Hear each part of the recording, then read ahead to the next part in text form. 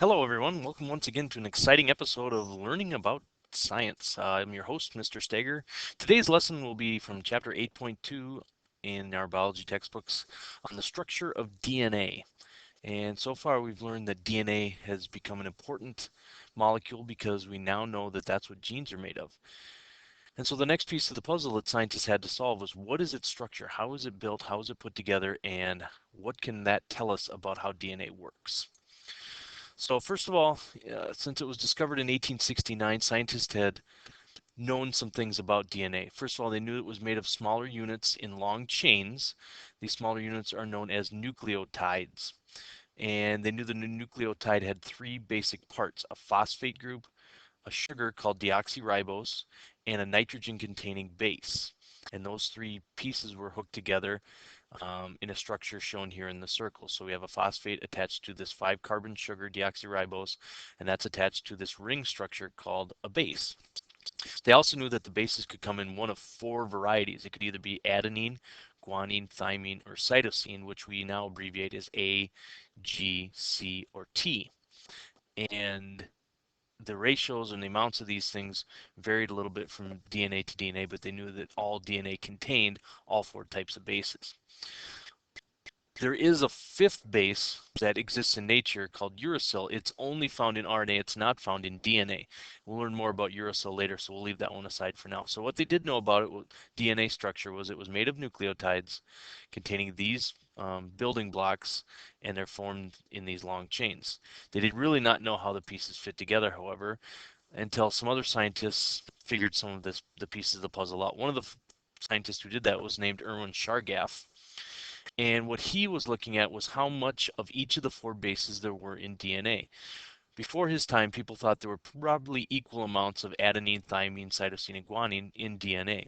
But through his tests and experiments, using a process called paper chromatography, he was able to discover that the amount of adenine is equal to the amount of thymine, but it's not equal to anything else. And the amount of guanine is equal to cytosine, but not anything else. And so he came up with what is now known as Chargaff's law, which states that in any DNA, no matter where the source is from, the amount of A is equal to the amount of T, and the amount of G is equal to the amount of C. This later proved to be an important piece in building the model which showed the structure of DNA. So this is now called Chargaff's law. A is equal to T, and G is equal to C. Another important piece of the puzzle that scientists had to put together was what did it look like? And so there's a process that was used called X-ray crystallography. And this was a picture that was taken of DNA back in the 1950s, which showed some of the pieces of the structure of DNA. And what average people can see in this picture, it kind of looks like an X shape in there. There's a hole in the middle. Other than that, there's not a lot for people to see. But scientists trained in X-ray crystallography can tell a lot about it.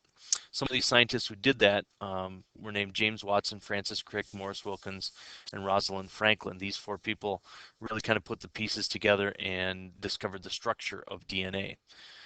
To start off, Wilkins and Franklin were the ones that were taking the X-ray pictures. Actually, Rosalind Franklin took the picture on the previous page, which had a wealth of information. It told the shape of the molecule.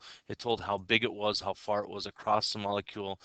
These are called layer lines, which kind of showed how many times that the spiral wrapped itself around, and it really showed that it had a spiral or helical shape overall.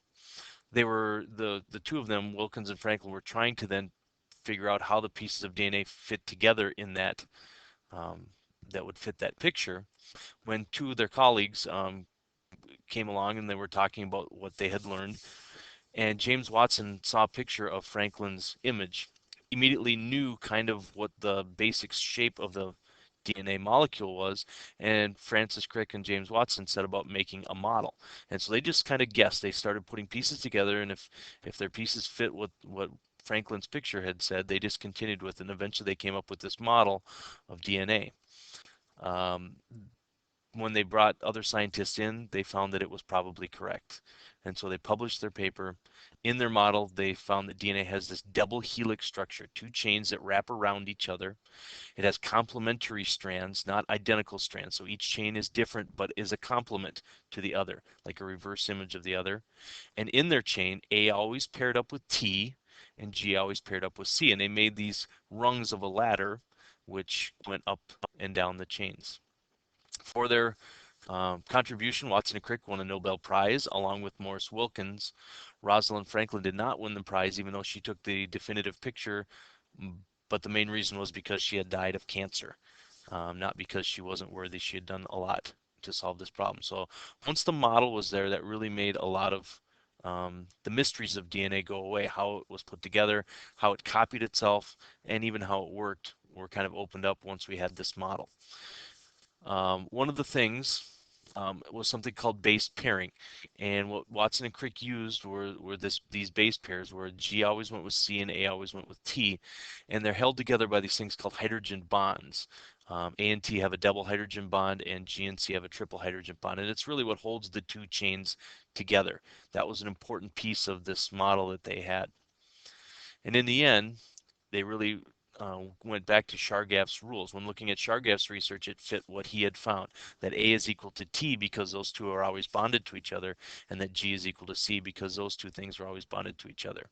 And in this picture is a famous picture of Watson and Crick looking at their famous model, Francis Crick pointing to DNA looking important, and this is actually their famous model. I believe this is in the Smithsonian Institute in Washington, D.C., their actual model that got them the Nobel Prize back in the 1950s. So that's the structure of DNA based upon these two gentlemen's model and the other scientists' research. So you'll be putting together your own models at some point in this process, and hopefully it will. Are you kidding me?